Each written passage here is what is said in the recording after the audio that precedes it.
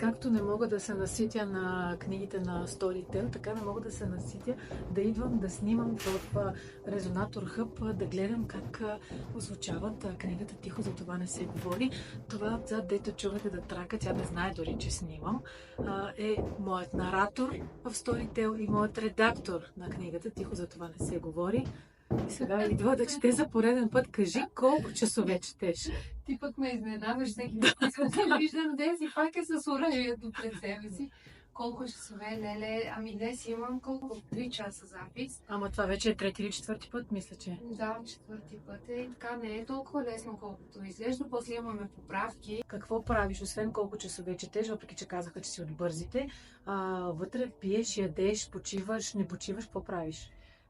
Нямам право да ям. Принципно, професионалният подход е този да не се храни човек преди какъвто и да е запис. Още от телевизията знам това. Преди ефир никога не се яде. И много вода. Постоянно пия вода между четения.